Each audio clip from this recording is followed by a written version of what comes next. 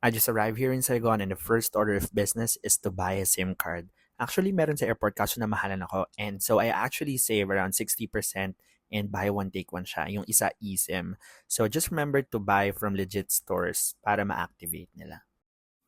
So after ko bumili ng SIM card, pumunta na ako dito sa Pink Church. Actually, I was supposed to go to Ola Hale, but I also found this Kong Cafe, which is katabi lang naman niya. And tinignan ko, may balcony.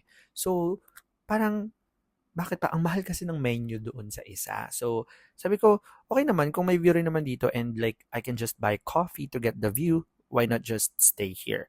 And so, that's what I did, di ba? Pumunta ako dito, nagstay ako, and then I check. Kasi parang dito yung coffee is parang mga 50 lang, let's say 50. Doon sa kabila, yung mga pagkain, mga nasa 250,000, which is parang first meal of the day, parang mahal agad. So, okay, wag muna. And ayun kung makikita nyo, di ba? The view is there. It's still there for the same price. And so ayun, nagpunta na ako sa Nong Oy Cafe, which is my second destination. I found this on TikTok and it felt like a paradise to me kasi nga green, green, green, green. Kailangan ng mata ko to. Parang ganun yung mindset ko before even going here.